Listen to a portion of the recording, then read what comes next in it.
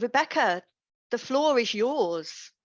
Amazing. Okay, so I'm going to do something before we start because I'm not big on slides, but my background is in interior architecture and I like sketching. That's my thing. And so I sketched out my notes today and I thought, you know what? That's going to be a fun way. I'll post it again afterwards if you don't want to look at it right now, because you can follow just by voice. But in the chats just now, I posted in my notes of what I want to talk about with this whole idea of inner stability for outer connectivity. And before we get started, like the thing that I love so much is that connection aspect, because I think that that's the glue that holds everything that we're talking about together, right? The capacity to relate. And that so often gets categorized in how we relate to each other, how we relate to our clients, how we're relating in our space. But one step behind that is how we're relating to ourselves. And there have been so many really beautiful talks about this. Joachim was talking this morning about, how we create the right conditions within ourselves to be able to work. There have been lots of talks that are discussing this internal aspect of self-leadership, of mindset mastery, all these different things. And for me, I'm a sucker for this. My background is actually in interior architecture. And somehow I call myself an accidental entrepreneur. I ended up working for myself. I started with doing consulting work in the realm of workplace culture, because I found over the years that more and more I fell in love with the people side and the culture side than I did the design world. And so it's been about 10 years that I've been focused on this cultural aspect and specifically focusing on how we connect and how we communicate. And that's why I like this, because what I realized again and again was you can have the most amazing workplace, and if you're missing some of the internal elements, that perfect place can be your living hell. It can, right? Because it matters when it comes to our mindset. So do we have mastery over our thoughts and who we believe ourselves to be? It's about self-leadership. So that aspect of, do we know actually where we're going? Because before we can tie our values and all of that to a company and to our clients and to working together, we need to know where we stand and where we're oriented. And then the last thing that I love is also the skills, how we speak, how we communicate. What are the ways that we find to relate on an emotional, spiritual, mental level with other people? So that's what I want to talk a little bit about today. But before I dive in, are there any questions just to start? I'm just checking because they're chat stuff. Emma, can I make sure you're handling the chat? Yeah, I'm handling the chat, and people are loving your sketch. And I'm saying to people, if you haven't opened it yet, open that sketch. It's beautiful. And just actually, Chris are just bringing up the connection between the previous talk that Yashika just did. So we're all good. Excellent, excellent. Oh, and Nicole, yes, we'll post the sketch again. Thank you, Emma. Thank you. Okay, cool. No worries. So what I want to talk about is a concept that I first heard from a fellow named John Vervaeke, who's a cognitive scientist. And he was talking about something that is the relationship that we call the agent-arena relationship. And so agency is something that a lot of times we associate with a marketing agency, a type of company. But in this case, we're using it in the psychological term that when I think about my agency, it's who I believe myself to be and how I show up in each moment, right? So I am the agent of whatever system I'm working in that moment. And the arena is simply, what is the space that I'm currently interacting in? So I'll tie this back to when I made the comment. For years, I called myself an accidental entrepreneur. And because I was perfectly happy inside of companies.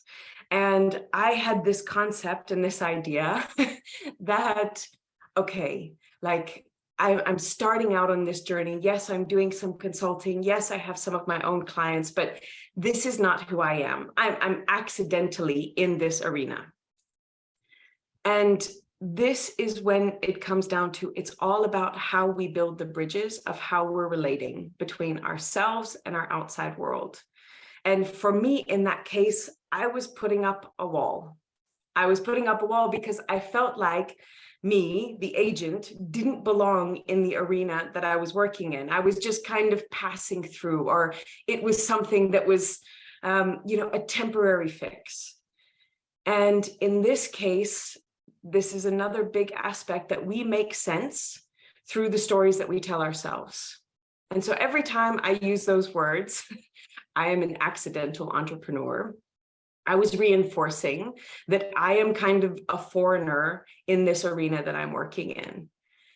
And over the years, because it was years, I started to recognize that I had the capacity to shape my identity, right? That it's not something that's set in stone. And maybe, yes, I love working inside of companies, but I was also, after 5 years, and literally 5 years, I'm still calling myself an accidental entrepreneur.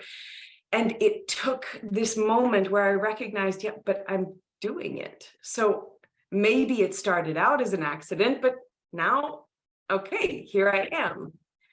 And I can remember reading something from a fellow named James Clear, which, who of you know James Clear? Anybody, right? He wrote Atomic Habits.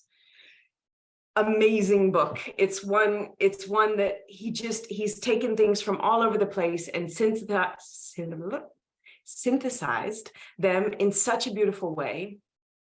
And there's one phrase that he said in there, which is, with every action that we take, we are casting a vote for who we choose to be. And that just flipped my mentality, because I realized all of my actions were working towards being an entrepreneur, working for myself. And at the same time, the story that I'm telling wasn't aligning. And so when I brought those stories into alignment with each other, all of a sudden, doors started opening. And the past 5 years have been a completely different experience, because I felt like I belonged in the arena in which I was playing.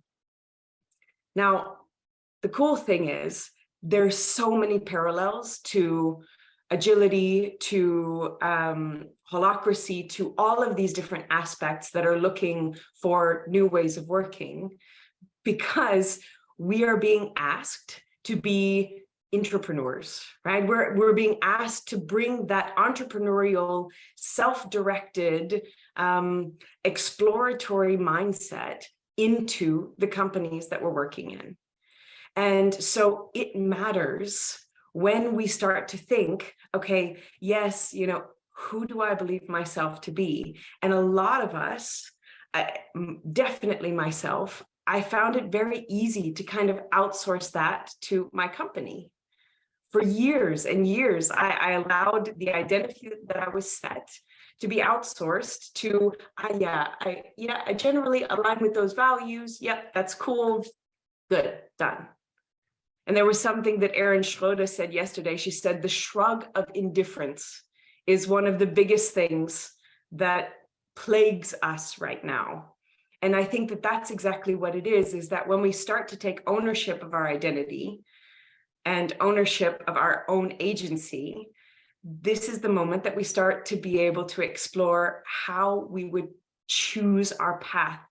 And in this, I want to share something that I call mental compass calibration.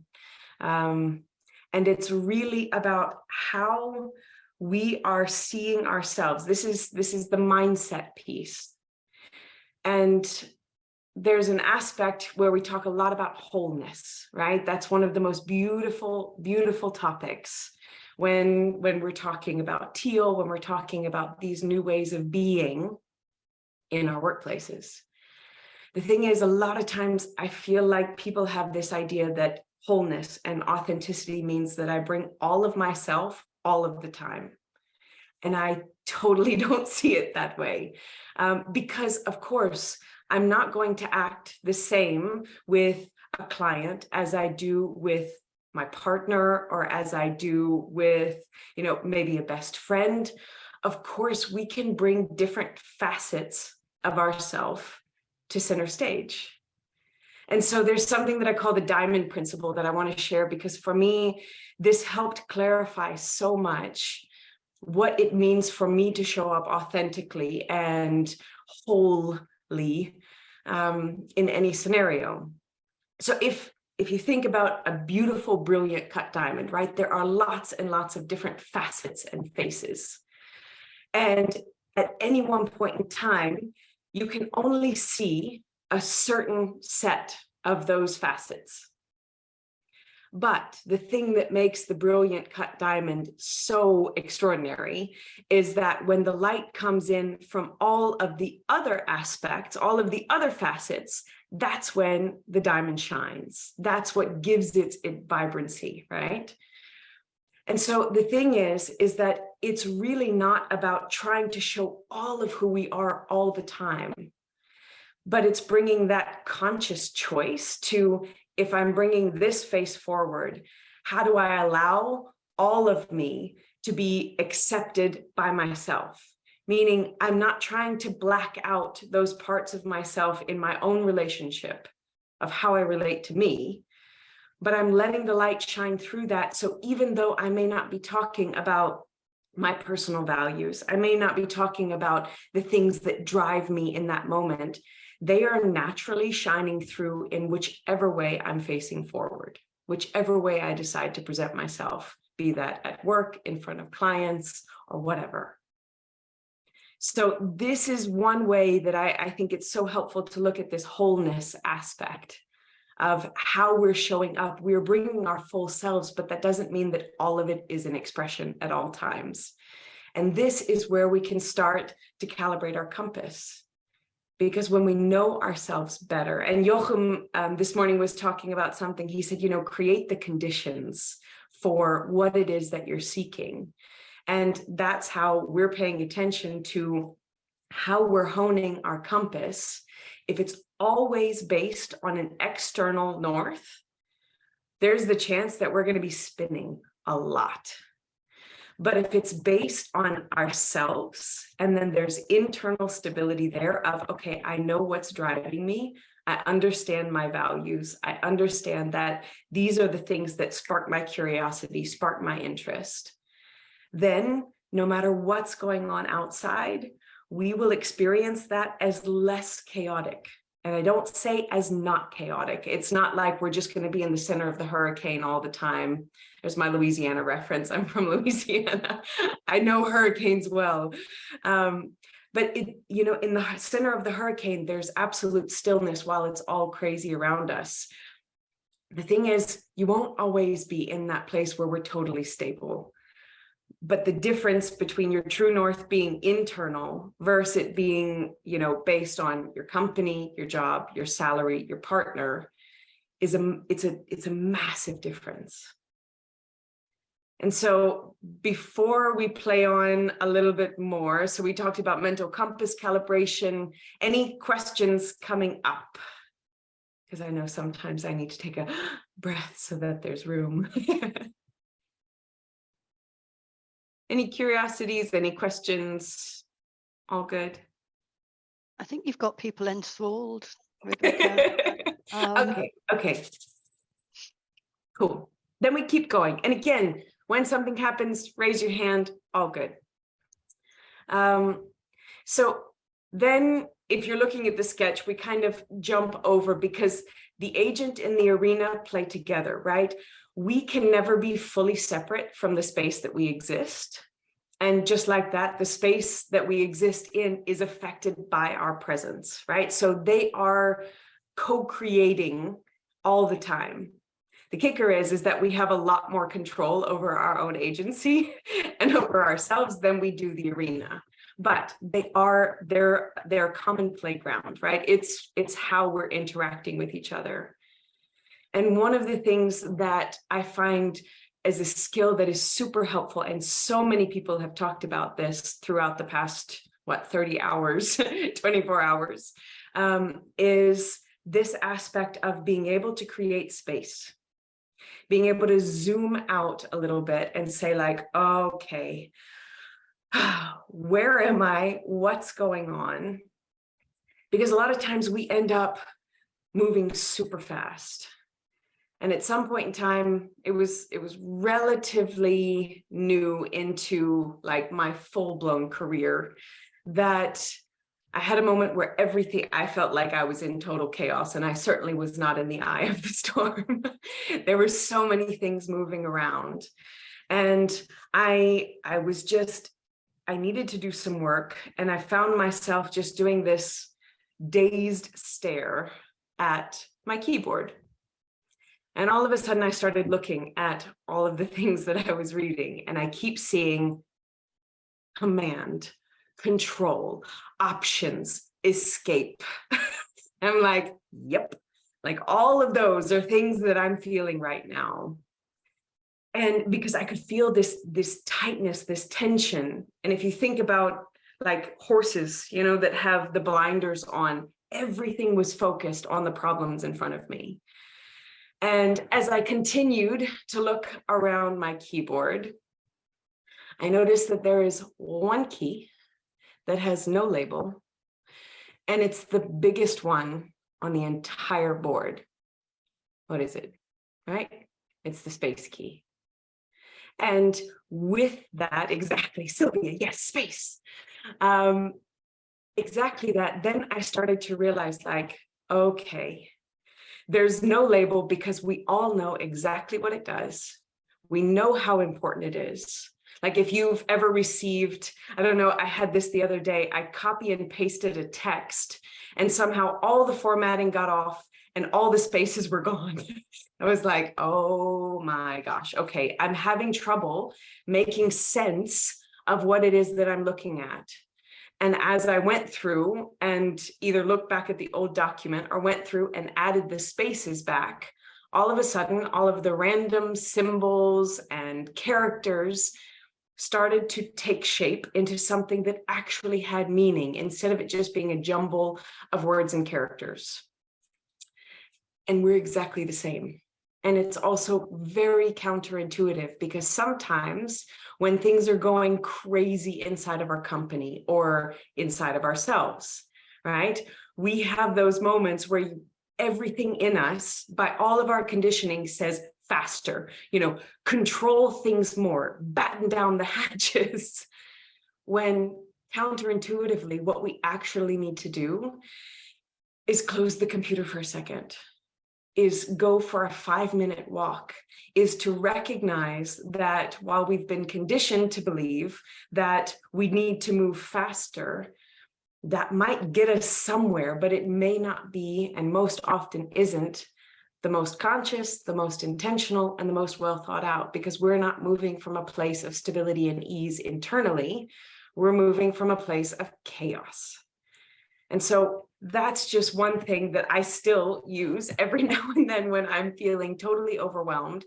I just kind of look down, I see that space bar, and I go, okay, what can I do right now? Maybe it's a walk, maybe it's a shower, maybe it's some state change that gets me out of, this hyper focus and into a broader perspective, because we make better decisions when we're at ease than when we do when we're super stressed.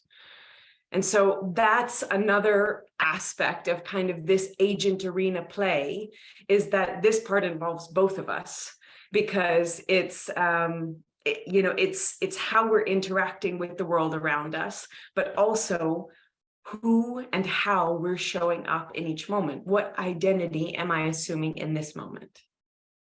Right? So we've got mental compass calibration. We've got the space making. Before I move on, any questions, anything coming up? So I think you've hit a chord with that space bar. Mm. But I'm interested, Rebecca, in here. Camille is telling us that this is something that he's been working on recently, and I don't know if you want to invite him to Yes, tell you some please. more. Yeah, Unmute, hello. unmute. Hello, Hi. everybody. I'm Kamil Nowak from Poland. I run a foundation for youth in my home region, and I was on Polish television yesterday, by the way.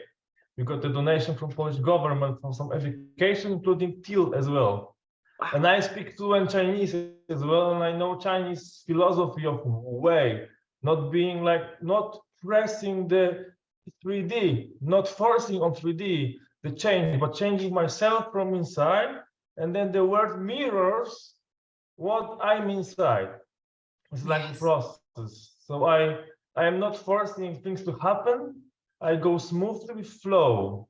And I look at the moment, situations like I don't get too much stress from outside. I try to be patient. I explain to my friends those philosophies, like you were saying about those, like just a few moments ago. Yes, so it resonates with me very deeply, I must say. Oh, I love that, Camille. And you just mentioned something about mirrors, right? Yes. Because that's also it. If you think, when you're walking down a hall and you pass by a mirror, right? Yes. If you're going full speed, you don't know, like if something's off, you can't see, you're just a blur as it passes. And maybe you get a little sense of that you exist, but you're not seeing much. But if you stop for a moment and have a chance to sort of look at what's being reflected back to you, I mean, sometimes you see that there's lettuce in your teeth or something like this, but on a different aspect, there's that chance to say, before I just fly past it, what are the lessons here? So it's not about needing to span so much space, but instead recognizing that there is a mass of wealth and information and growth potential in each moment. And so I love that you mentioned the mirroring as well. Super, super nice. And I can imagine that's a huge thing also with the kids, right? Yes, exactly. They need to, there's depression crisis, mental health crisis everywhere, information coming. We are in a war zone almost. Yes, my hometown is 50 kilometers from border with Russia, for example, 50 kilometers. And we are sending also help to Ukraine. So the media crisis, political, both sides of Polish parliament blaming each other for everything bad happening. Hey, we are together. We are like a family. Why would we behave like that? Like if a family should be together, the same as whole society should be together. And we need to teach the young. They are tired of those adults blaming each other all the time. And it's everywhere in the companies, in private life, company life, political life. It's just fractal world. Every part of our life is just reflects other part of our life, simply. We're okay. So we're going to hold on to, I see there are a couple of other hands, but we're going to hold on to that because that's the last point that I want to talk about. And you touched on it perfectly, is this, what do we actually want, right? We're actually a family. We're actually on the same team. How do we act like it? So we pick that up in just a minute. But Annette, I see, hi. Hi, I'm not sure I can follow that one now. But when you were talking about the arena, the thing that automatically popped up in my head or instantly was Brené Brown, because she talks a lot about stepping into the arena and finding the courage to do so. So I think there's one thing, having that mental compass, still being aware, and how are you then finding that courage? Because there's potentially a lot of risk in stepping into the arena. So I'm curious how you might be thinking about that and what helped you. Yes. Okay. So that's a really cool one because yes, I love Brené Brown and she talks specifically about that, right? Like not only does it take a lot of courage and bravery and trust to step into the arena to actually be playing in making massive change, which is what we're talking about, right? This entire conference is how do we shift completely, into a new way of working, into interacting. And this is not just within our companies. This is also in our relationships. This is in our friendships. These principles carry through to all potential areas of life. And so when I think about the arena, one is, do we trust ourselves enough? And that's where the stability comes in. Do we trust ourselves enough to enter into the arena? Because the way that I see it is confidence is the fragrance of trust. I can't just increase my confidence naturally. It comes from me trusting myself to step into the unknown. And through that, I become courageous and brave, but it's the root of it is trust. And so the other thing that I love that Brene Brown says is, and if you're not in the arena with me, I'm not going to pay so much attention to your criticism, right? That's also being consciously restrictive of where we allow our attention to go. Again, that's a zoom out moment, right? Actually, I see all of this criticism coming, but if we take it into the teal world, but you're not even trying out these concepts. So understandable, you find it very tricky, but you're not in it, right? And you can't speak in the same way as somebody who's experiencing the struggles and the explorations and the successes. The other is just zoomed out as well when we look at the arena, is that every now and then we recognize that we are in the wrong arena. And that's also why that space making is so important. Let's say those years ago, whenever I kept calling myself an accidental entrepreneur, if I wasn't willing to let that go, and I kept longing and thinking like, oh my gosh, it was so much easier when somebody else was telling me what to do, then that might be a really tough decision that I need to make with myself, is maybe this is not the right arena for me to be in, because I can't seem to find how we're co-creating. And what instead I realized was I'm co-creating, it's just my story isn't aligning. So maybe it's as simple as bringing the storytelling into alignment with reality so that the suffering gets minimized. So I hope, Annette, does that kind of touch on? Super. Risa, hello. Rebecca, thank you very much. I really appreciated how you talked to us about this need or urge that we have to control, and the reflection to take a pause at these moments that become overwhelming.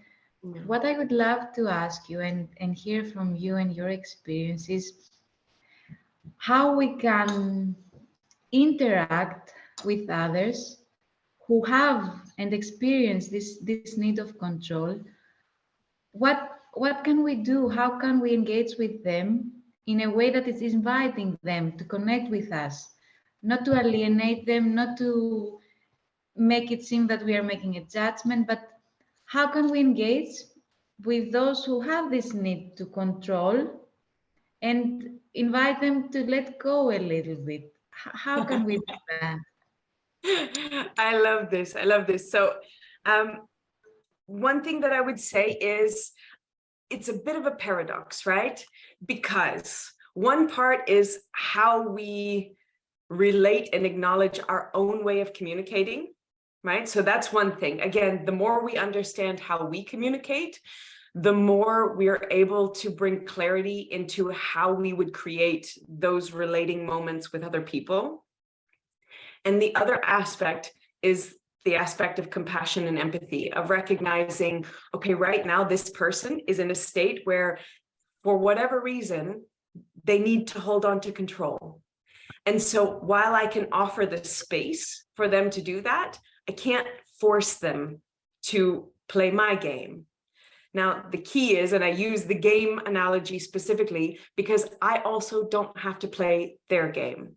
So I'll give you a very personal example. I've got a very good friend who is insanely intelligent and a very, very quick thinker. Now, I think I'm intelligent. I think I can process thoughts. But when I speak with him, he can talk me under the table with logic and strategy at a speed that I can't keep up, right? And that is his form of control, because it means that he keeps control of the conversation, he keeps control of his thoughts. And so with him, that was one thing that I just, at some point, I was like, wow, you're going so fast. I would like to address something that you said a little while ago. Can I have the space to just talk about that for a second? Because I spoke to him in a way that I really do. I admire how fast he can talk. I admire how intelligent he is. But if we want to relate, then I also have to play my game, because I'll never be as fast or as quick in processing my thoughts as he is. And so with that, I actually just kind of zoomed out with him. And I said, you know, when we talk, I really appreciate all of this about you, but I can't keep up. And so could we slow down a little bit so that I have a little bit more time to process? Because I think we can have a valuable exchange, but if I'm going to participate, I needed to be coming a little bit more towards my side. And this is how I think that space making, that zooming out, a lot of times we call it the meta perspective, where we're not talking about the topic itself, but in that moment when we recognize, especially if it's a colleague that we deal with on a regular basis, just to actively say, you know, I appreciate our interactions, and I think that there's the possibility that I could contribute a little bit better if XYZ. Would you be open to exploring that way of communication with me?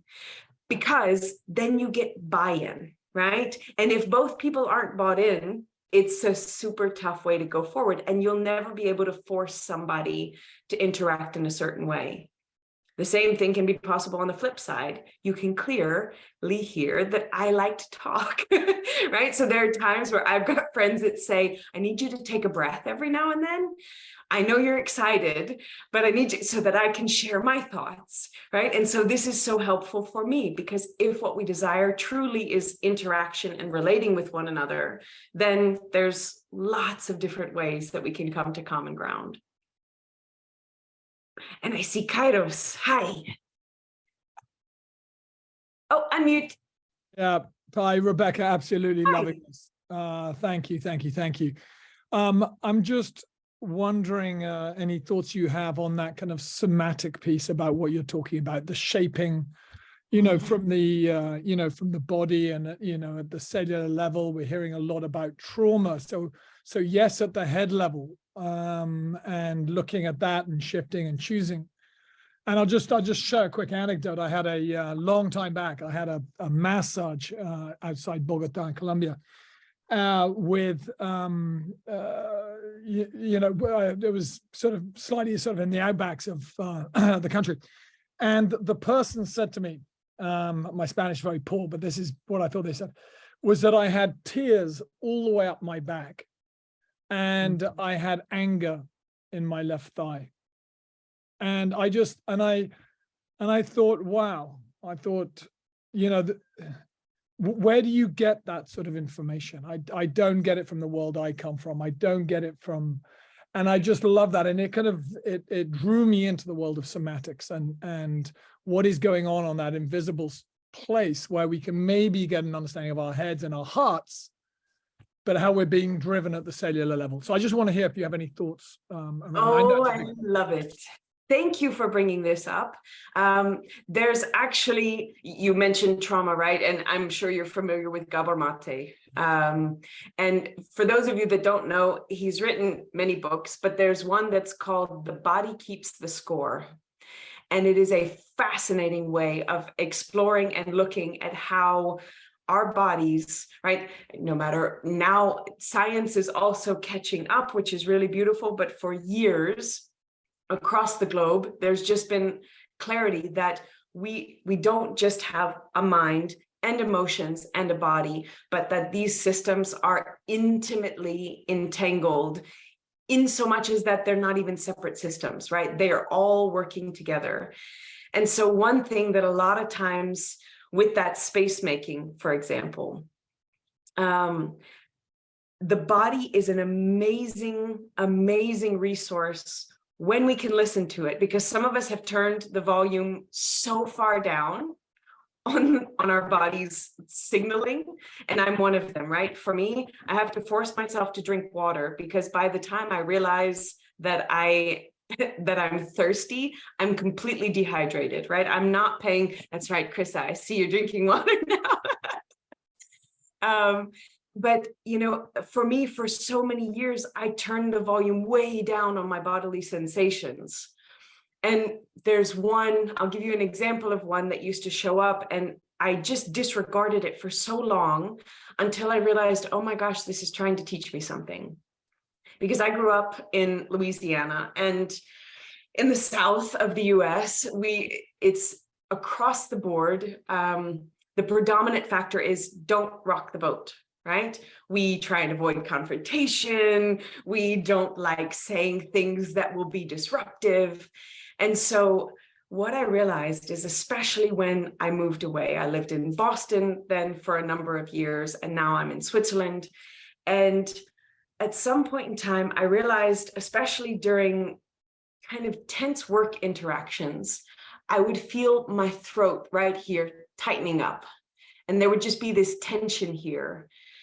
And, you know, fine, you know, it was something that was very familiar to me. But I had a colleague, actually, I didn't even recognize it. I had a colleague that said, you know, I noticed that when you're a bit tense, you rub your throat. And it was like, finally, this little red flag came up. And I realized that for me, I now know that the moment that I start feeling tension in these muscles right here, it is because I am not saying something that I truly need to say. I am hesitating. And so my body is actually saying, for so long, you've choked me back, that now, you know, I'm trying to help you. I'm trying to help you figure out how you can release this. And a lot of times we may find exactly that, right? When we're under stress, maybe we start to feel that our heart pounds a bit, or that there's tension across our backs. And that can be a beautiful little red flag to sort of go, okay, right now would be an amazing moment to take a bit of space, to step back for just a second, and without so much mind, just to ask our bodies, what are you trying to teach me? What are you trying to tell me? And then listening without the mind automatically jumping in and going, oh, maybe it's this, maybe it's that. Maybe I slept funky last night. Maybe, you know, I'm a bit thirsty. Instead, really just tuning in to whatever part of our body is reacting in that moment and asking, okay, what's going on here? So yeah, and that's a topic that could be expanded so wide and so broadly. So Kairos, thank you for bringing it up. It's a really cool place to touch into. All right. Any other questions? We good? Because then we'll hit on the last one, and then we can play. So for what Camille was saying, right, is governments are notorious for this, right? Is that I know who I am, I've calibrated my compass, but now I'm gonna charge forward. And if we don't have that moment where we ask ourselves, what is my real intention here? And how do I own that when it comes to not only how I am with myself, but how I'm relating with my space? Then we end up sometimes down really weird rabbit holes. And you see this a lot in one-on-one reaction or one-on-one interactions, is that, you know, actually what we both want is to come to a solution that's a win-win, right? We both want to experience walking away from this meeting feeling like, okay, that was productive and we've got a way forward. But if I'm only focusing on holding my way and you're only focusing on holding your way, the chances of getting to a win-win, unless they're already the same direction, slim, right? Very, very little. And so there are times when we recognize that our intention is actually overriding one part of our own set of desires in immediately that moment for a bigger set of desires that hold a big picture, again, that the space making helps with. And so I had such a cute example of this about how our focus directs our direction, directs where we're going.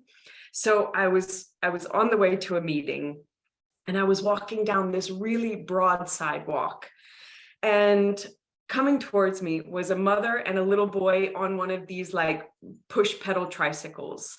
And just to set the stage a little bit, it was a super, like almost 2 meters or like 6 foot wide sidewalk. But in the middle, like on the side of it, there were some of these little green spots with trees planted. So this little boy and his mom are coming towards me. And behind me was a guy that was just huge, like super, super tall. He just had a big presence. And somehow the little boy locked eyes with him. Didn't know him, but just locked eyes with him. And as he's pedaling forward, he's only focusing on the man in front of him. And he ends up at some point in time, the mom is even calling him, saying like, hey, wait. And he falls into the grassy area with the trees because all of his attention is focused on this fella. And it was such a sweet little interaction because he was totally fine. Everybody kind of giggled in the moment, but all of his attention was focused in one direction. And so therefore his feet, without even intentionally doing so, followed. And we do the same. If we are not consciously setting the direction, the vision, where we want to go, this is that aspect of self-leadership, then we aren't, that we're going to be, our compass is going to be somehow directed to whatever the shiny thing is in the moment. And I am the worst when it comes to shiny object syndrome, right? Like people used to laugh whenever the movie Up came out. Have you guys seen it? The movie Up, where the guy has the balloon house and the dogs, when they see squirrel, like everything stops and their attention just goes to the squirrels. Me, right? And so if I'm not clear about my intention, I get easily distracted all along the way. And along with that, if I don't know what my intention is and where I'm going, I will find it very difficult to find the ways to marry that with what's going on inside of my company. I will just default to what's going on with them instead of being an active, powerful contributor.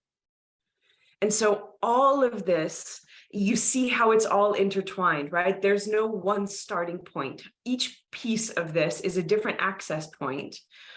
But when we come to it, when we think about our agency, us as the agent that's acting in whatever arena we're in this moment, be that workplace, be it as a partner, be that as a parent, whatever it might be, that first, the capacity to hold direction within ourselves, calibrate that compass, the capacity to step back a bit and sort of, okay, where am I and how am I relating to the space that I'm interacting in? And then from there to be able to consciously own our intentions, set a direction, set a vision, and then move forward to really then enhance the capacity that we have to build bridges, to connect, to communicate with meaning, and overall feel that sense of ease and stability and hopefully enjoying the journey that we're on. So yeah. Now, Rebecca, fab. We do have a question in Menti, and it's actually just popped up in the chat bar. So I'm not sure if somebody asking the question twice or if we've got the same question from 2 people. But either way, it's a great question. Knowing what you know today, what would you tell your young self? oh, know yourself and know that you are creating your identity. For years and years and years, I grew up, I loved following the rules. I loved following the rules because I liked that structure, because My brain is not naturally one that is highly structured. So I benefit when there's structure. And for years, I thought that the structure came from the outside. That was just what I was taught. That was how everything made sense. And now the gift that I would love to give my younger self is to recognize that you can consciously create the sandbox in which you're playing. You are shaping your identity by the things that drive you, by your desires, by your excitements, by the things that you sort of go, okay, that's not for me, and that's okay. That all of that, it's not just something secondary that exists if it fits, but that actually I have the capacity and the potential to increase that and to bring that front and center in how I'm choosing to live my life. So that's definitely what I would tell my younger self. Absolutely brilliant. Sylvia says thanks for that. Anything else? Any other comments? Questions? Or just highs? We had a comment, wow, to your last piece. And lots of people are saying, you know, great stories and great insights. Definitely around this, you know, creating your own sandbox as well. Wow, that's inspirational, actually, creating your own sandbox, because for so long we play in the sandbox that we're given. I think that's just opened a door in my mind. But Sylvie's got her hand up, so let's go to Sylvia.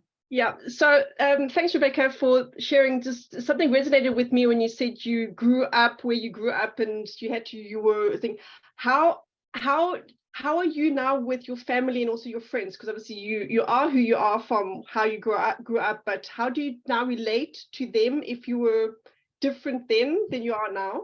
Yes. So at first I was a total alien when I went back.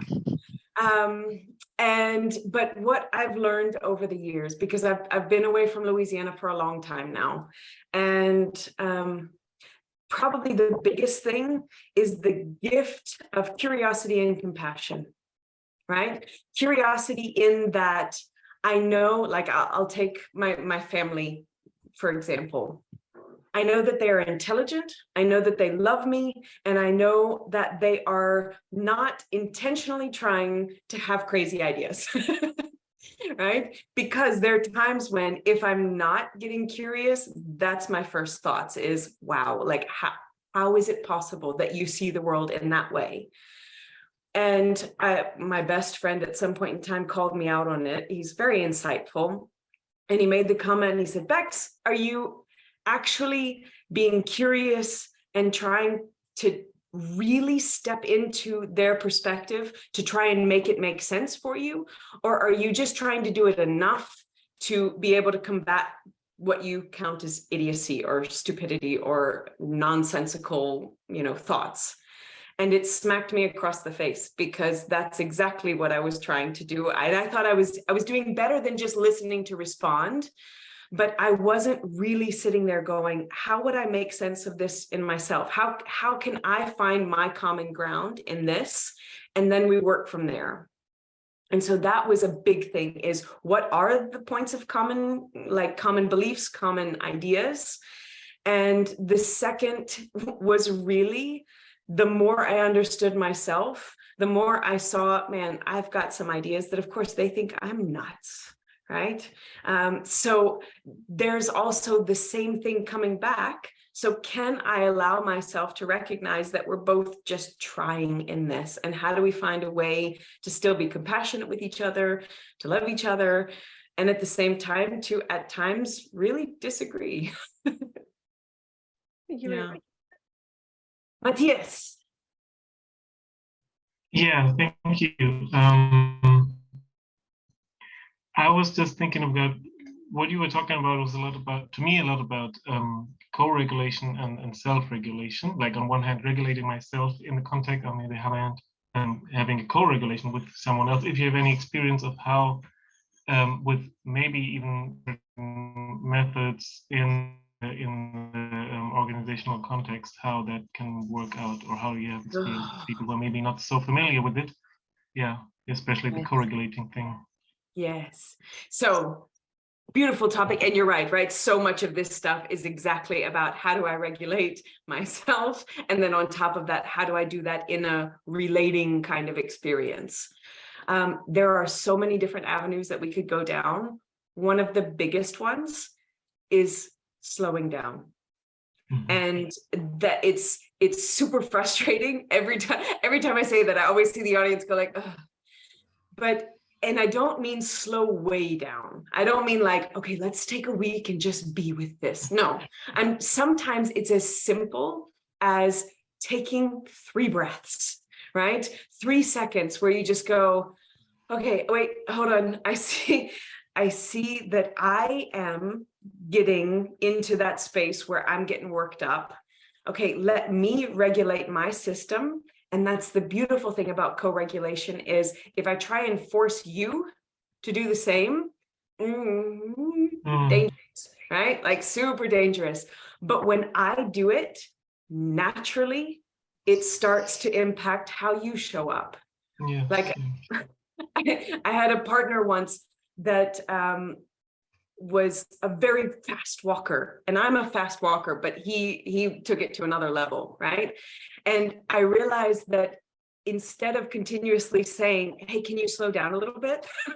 If I just slowed my pace a bit, not down to where I would want to be, but that middle ground, then he naturally paced himself to me. And it's the same with how we interact with conversations, with all of that kind of stuff. So there are so many different topics on that. But I think one of the biggest things is when we are able to slow down a little bit and make And a this time. takes courage. Yeah, this Oh, takes courage in a fast environment. Yes, thank you. It does. You're welcome. Thomas. Yes, hello. Hi. I have been off camera. I am curing from something. Yes. So I've been lying down.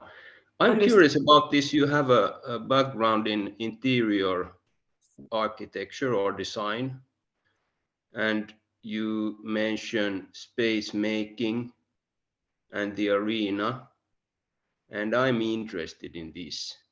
So I'm curious about when you enter a space or have an assignment to improve a space for connectivity, what, if any, elements is such that you are always looking for them in the suite of elements? All right, so you open up a really cool can of worms, and I'm going to try and be concise with it because it's super cool. So this is where the intention comes in really big of what do you want to create with your space. And I'm going to give you an example of 2 projects that I worked on when I was young and then realizing, I get it. So in Louisiana, when I was still doing design there, I worked on 2 different banks. And one was, well, now that I live in Switzerland, really old doesn't really count. Like the building was about 100 years old, which in Louisiana is ancient. But it was like all the walls were each like half a meter thick. The doors throughout the space were these dark walnut. It just, you walked in and you felt like you felt grounded in that space because everything was intensity of material, right? Stone counters and solid doors. And you felt like a deep presence. And the other bank was a credit union, and their goal was aimed especially at a younger crowd and a lot of teachers and things like this. And everything was glass. Everything was light materials, glass, everything was either white or light wood. And I recognized in that moment that each of them was using the space to convey what their particular vision and intention was. That first bank wanted you to feel like you're putting your money into a fortress, like we're not going anywhere, you don't need to worry, you're safe. The glass bank was all about transparency. You'll never have like hidden fees. We're going to make sure that you know exactly what's going on at all times, right? They knew their intention first, and therefore the space as it was set up became clearly aligned to that. Where you see a lot of times where it doesn't work is the intention wasn't clear and somebody just said it should be a fun space, and then it's just chaos, right? It's not making a whole lot of sense. Like companies that used to say we want to be like Google, and I'm like, well, I can put a slide into your reception area, but nobody's going to use it because that's not your company.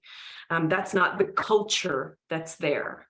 And so that's where owning the intention also for what it is that we want to create, for how we are impacting our arena. That's one place where the intention then can have a really beautiful and bigger impact on how we decide to set up our spaces. Does that help? So intention is primary. Yes. Yeah, I would like to hear a lot more about specifically when the intention is connectivity between people. I am aware of the time, and I know this will be another place and time. So thank you. This is something that I do right now. Just hold on. No, I don't have it. Where are you? I'm going to do this just in case we run out of time. This is my LinkedIn in the chat. If anybody has extra questions, please feel free. And then Pierre, I just want to be sure we've got 1 minute. Yeah, we're definitely on the countdown. Yes. Very shortly, you invite us to build our identity. I see each of us as diamonds, and I really adore what you said about diamond, about unveiling our facets and not hide it. And is it really building our identity or welcoming who we really are and offering it to the world? So I will say this is the beautiful paradox and the shortcomings of any analogy. I think it's both, right? I think that there are certain aspects of ourselves that are clear, like the things that we naturally desire, that light us up, that excite us, that we feel aligned with.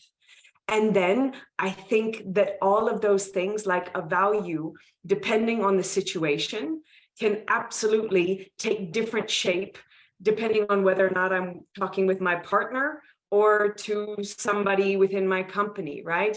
If I feel loyalty can show up with how loyal I am to my company, to a particular boss, or how loyal I am to myself. And so I think that those two play together, that I'm fully in agreement that we are this fabulous diamond. And at the same time, I believe that we're also the one with the chisel. And that if we want to create another facet, that we also have the capacity to explore that possibility. Okay. 1 minute over. Emma, how are we doing? Should we close out and swap over? Brilliant, Rebecca, absolutely brilliant. I just want to point out there was one question that we didn't get to, which was around, you know, what's in our toolboxes that we could coach each other around our North Star. So maybe that's the topic for your next LinkedIn post. Thank you for such a fabulous session. I think you can see from the level of engagement that everybody was there with you.